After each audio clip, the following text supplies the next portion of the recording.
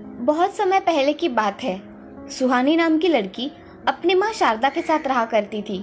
शारदा लोगों के यहाँ खाना बनाने का काम किया करती थी। शारदा बहुत मेहनत करके अपना घर चलाती थी। सुहानी भी स्कूल में पढ़ा करती थी। उसका क्लास में हमेशा पहला नंबर आया करता था। उसकी पढ़ाई के प्रति लगन देख उसकी माँ शारदा बहुत खुश हुआ करती थी। शारदा के पति संजय एक दुकान में काम किया करते थे। उसकी महीने की तनख्वाह में सुहानी की स्कूल की फीस और घर के कुछ काम ही हुआ करते थे। शारदा और संजय दोनों मिलकर घर अच्छी तरह से संभाला करते थे। एक दिन संजय बहुत बीमार पड़ जाता है। शारदा उसे अस्पताल में लेकर चली जाती है। डॉक्टर, इन्हें देखिए ना क्या हुआ है। रात से बुखार आया है और कम होने का नाम ही नहीं ले रहा। जी, मुझे देखने दीजिए। ऐसा कहकर डॉक्टर संजय को चेक करते हैं। संजय को चेक करने के बाद डॉक्टर उसे इंजेक्शन देकर कुछ दवाइयाँ लिखकर दे देते हैं। तभी संजय डॉक्टर से, डॉक्टर साहब, कोई चिंता की बात तो नहीं है ना?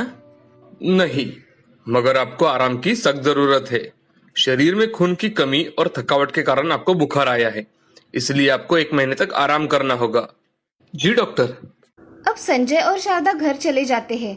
घर जाते ही शारदा संजय से, अजी, आप आज से काम पर नहीं जाएंगे, घर पर रहकर आराम करेंगे। शारदा, मैं घर पर रहूंगा तो घर का गुजारा कैसे होगा?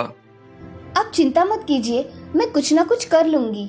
ठीक है शारदा, तुम कह रही हो तो मैं 1 महीना घर पर आराम करता हूँ। जी। शारदा अब अपना काम करने चली जाती है। सुहानी घर पर रहकर अपनी पढ़ाई करती है और उसके पिताजी का ख्याल रखती है। शाम के समय शारदा घर पर आकर खाना बनाती है और तीनों खाना खाने बैठ जाते हैं। शारदा, आज काम ज्यादा था क्या? नहीं तो। तुम्हारे चेहरे पर थकावट साफ साफ दिखाई दे रही है। थोड़ा आराम कर लूंगी तो ठीक हो जाऊंगी। ऐसा कहकर शारदा खाना खाकर जल्दी काम करके सो जाती है। ऐसे ही 15 दिन बीत जाते हैं। शारदा की इन सब में बहुत खिंचातान हुआ करती थी। शारदा की दिन भर की कसरत देख संजय को बहुत बुरा लगता है। एक दिन संजय शारदा से, शारदा, अब मुझे अच्छा लगता है। अब मैं कल से काम पर चला जाऊंगा। आप घर पर रहकर आराम कीजिए और 10 दिन बाद काम पर चले जाना। संजय अब 10 दिन बाद काम पर चला जाता है। काम पर जाने के बाद दुकान मालिक संजय से, अरे संजय, तुम 1 महीने से कहाँ गायब थे? काम पर भी नहीं आए? मालिक, मेरी तबीयत ठीक नहीं थी, इसलिए मैं घर पे आराम कर रहा था। संजय, मगर अब तुम यहाँ काम नहीं कर सकते, क्योंकि 1 महीना हो गया तो मैंने काम पर दूसरा आदमी रख लिया है। मगर मालिक, मेरी नौकरी? मैं तुम्हारे लिए मेरा काम धंधा तो नहीं छोड़ सकता ना? ठीक है मालिक, चलता हूँ। जी।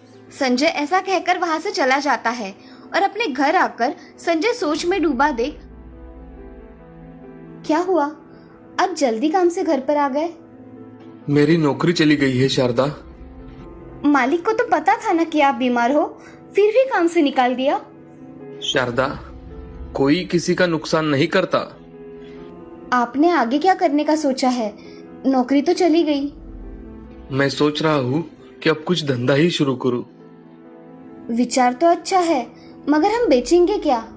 मैं सोच रहा हूँ कोई खाने की चीज की ही रेडी लगा दी जाए, उससे हमारा खर्चा भी कम होगा और शुरुआत भी हो जाएगी। ठीक है, हम रेडी पर भजिया बेचेंगे। मेरे हाथ की भजी सबको पसंद है। ठीक है, हम भजियों की रेडी लगाएंगे। आज मैं किराए पर रेडी मिलती है क्या देख कर आता हूँ और कल से हम काम शुरू कर देंगे। जी। ऐसा कहकर संजय रेडी किराए पर देखने चला जाता है और संजय को रेडी किराए पर मिल जाती है। उसे लेकर संजय घर चला जाता है और अगले दिन सारा सामान लेकर शहर के चौक में खड़ा रहता है, जहाँ बहुत से लोग आया जाया करते थे। आज शारदा ने काम से छुट्टी ली थी। आज शारदा संजय के साथ पकोड़े बनाने आई थी। आज दोपहर हो गई, मगर उनके रेडी पर एक भी ग्राहक नहीं आया। ये देख शारदा संजय से, अजी, हम सुबह से खड़े हैं, एक भी ग्राहक नहीं आया। सब्र करो शारदा, एक ही दिन में कोई हमारी रेडी पर भजी खाने नहीं आएगा, थोड़ा वक्त लगेगा। मैं सोच रही थी कि कुछ भजी बनाकर रखूं। मुझे बहुत भूख लगी है, थोड़े थोड़े खा लेंगे। ठीक है, बनाओ। तुम्हें जो पसंद है वो भजी बनाओ। ऐसा कहकर शारदा कांदा भजी बनाने लगती है। कांदा भजी का सुगंध चारों ओर फैलता है और उस सुगंध से बहुत से लोग वहां आते हैं। ये देख संजय शारदा से, शारदा, कितने लोग हमारे रेडी पर आए। हाँ, देख रही हूँ, मुझे तो बहुत खुशी हो रही है। अरे भैया, मुझे एक प्लेट कांदा भजी देना। अभी देता हूँ। ऐसा कहकर संजय एक प्लेट में कांदा भजी और उसके साथ चटनी डाल के देता है। दुकान पर खड़ा आदमी भजी खाकर देखता है और कहता है, अरे भैया, भजिया तो बहुत ही अच्छी बनी है। मुझे 2 प्लेट और पैक करके दे दो। अभी देता हूँ। ऐसा कहकर संजय 2 प्लेट भजी पैक करवा के देता है। उसके साथ बहुत से लोग उस रेडी पर आते हैं। आज कांदा भजी होने के कारण बहुत से लोग रेडी पर आए और भजी खरीद के चले गए।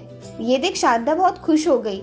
शारदा संजय से, आज तो मैंने सोचा ही नहीं था कि हमारी रेडी पर इतने सारे लोग आएंगे। हाँ शारदा, कल से हम अलग अलग भजिया रखेंगे। हाँ, दोनों खुश होकर घर चले जाते हैं। आज उनका धंधे का पहला ही दिन था और उन्होंने सोचा भी नहीं था कि इतना अच्छा धंधा हो सकेगा। अगले दिन शारदा और संजय बहुत सारा सामान लेकर चले जाते हैं। वह अलग अलग प्रकार के भजी बनाकर रखते हैं। वो भजी देख लोग उनके रेडी पर आते हैं। सुशीला शारदा से, शारदा, तुमने भजी की रेडी कब से शुरू कर दी?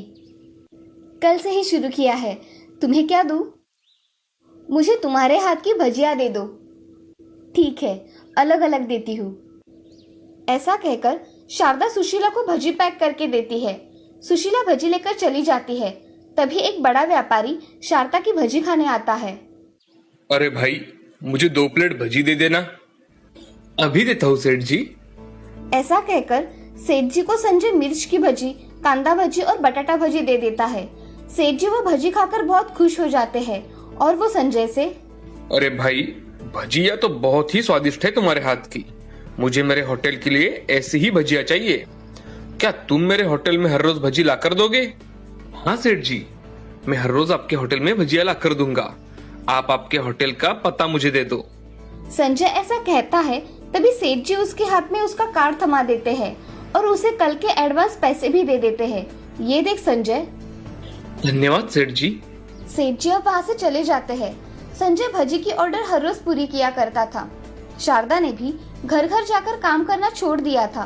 वो भी संजय के साथ भजी बनाने में उसकी मदद किया करती थी और दोनों मिलकर धंधा अच्छी तरह से संभाल रहे थे। उनकी दिन ब दिन तरक्की हो रही थी। अब संजय ने खुद का दुकान खरीद लिया था जिसमें उन्होंने भजी का धंधा शुरू कर दिया था। शारदा के हाथों को बहुत स्वाद था, इसीलिए उसे भजी वाले के नाम से पहचाना जाने लगा। भजियों का बिजनेस उन्हें बहुत तरक्की की राह पर लेकर गया। इस कहानी से हमें ये सीख मिलती है कि जिंदगी में हर परिस्थिति का सामना करना चाहिए और आए हुए संकट से रास्ता निकालना चाहिए। एक छोटे गांव में प्रिया, मीरा, राधा नाम की 3 बहनें अपने माता पिता के साथ रहती थी। प्रिया और मीरा दिखने में बहुत खूबसूरत थी और राधा दिखने में साधारण थी। तीनों के अलग अलग विचार थे। उनमें से एक मीरा, जिसे स्कूल में जाना बिल्कुल अच्छा नहीं लगता था। मैगजीन पढ़ना और बड़े बड़े सपने देखना उसे पसंद था। दूसरी थी प्रिया, जिसे स्कूल जाना बहुत पसंद था, लेकिन सिर्फ अपने दोस्तों से मिलने के लिए। मजाक मस्ती, घूमना फिरना, पार्टी, ये सब उसे बहुत पसंद था।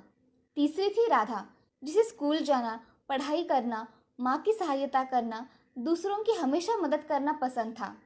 एक दिन माँ मीरा से, मीरा, यहाँ जरा मेरी मदद करो। नहीं माँ, तुम्हें तो पता है ना, मेरा जन्म छोटे मोटे काम करने के लिए नहीं हुआ है और अभी तो मैं मैगजीन पढ़ रही हूँ। अरे कभी तो मदद कर दिया करो। आज नहीं तो कल शादी के बाद सबको काम करना ही पड़ता है। क्या शादी के बाद माँ? मैं तो ऐसे इंसान से शादी करूंगी जो बहुत ही ज्यादा अमीर हो, जैसे कि मैगजीन में दिखाते हैं। फिर तो मेरे घर में नौकर चाकर होंगे, तो मुझे कोई काम करने की जरूरत ही नहीं होगी और मैं अपनी लाइफ अपने तरीके से जी पाऊंगी। फिर भी बेटा, कभी कभी काम किया करो। माँ बस भी करो अभी। माँ, मेरे लिए आप बहुत अमीर लड़का चुनना ताकि मुझे कोई काम ना करना पड़े।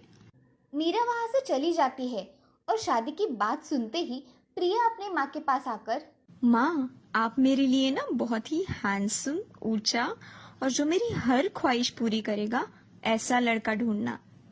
हाँ, तुम्हें भी अच्छा लड़का ही ढूंढ लूंगी, लेकिन काम में हाथ मत लगाना। तुम दोनों की दोनों एक जैसे ही हो, ना पढ़ाई में अव्वल और ना काम में।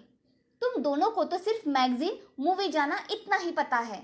तभी माँ को गुस्सा आता देखकर प्रिया वहाँ से चली जाती है और राधा वहाँ पहुँचती है। माँ, क्या मैं आपकी कोई मदद कर दूँ? अरे नहीं बेटा, तुम बहुत थक चुकी होगी, तुम आराम करो। तुम अपने बहनों जैसी थोड़ी ना हो जो दिन भर मजाक मस्ती, सोना उठना, मन चाहा करना। तू तो हमेशा कुछ ना कुछ करती रहती है। अभी अभी तो आई है, थोड़ी देर बात कर लेना। माँ, मैं इतना काम पूरा कर लेती हूँ और फिर आराम कर लूँगी। राधा और माँ अपना काम पूरा कर अपने अपने कमरे में चले जाते हैं।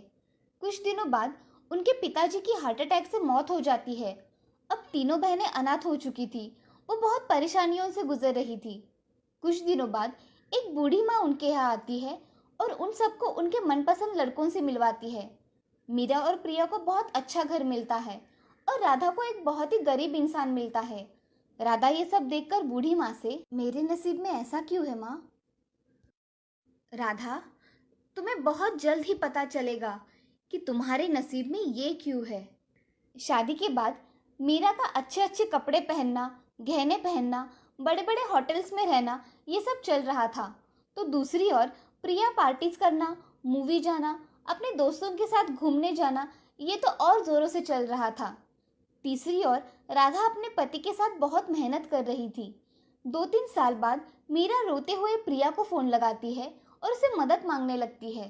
प्रिया देखो ना, मुझे लगता था कि पैसा ही सब कुछ होता है, लेकिन आज हमारे घर पुलिस आई थी।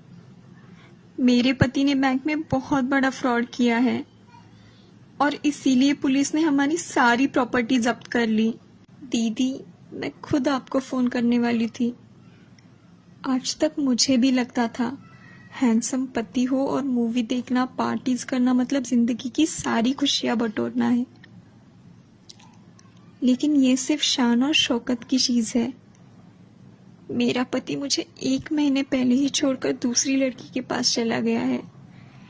1 महीने से मैं बहुत ही ज्यादा टेंशन में हूँ, लेकिन मुझे समझ नहीं आ रहा था कि मैं क्या करूँ। फोन पर बातें करते वक्त उन्हें अपनी माँ की बातें याद आती है, क्योंकि उनकी माँ उन्हें हमेशा बताती थी कि जिंदगी में कुछ ना कुछ काम करो। अब दोनों बहनें मिलकर राधा के पास जाने का फैसला करती है।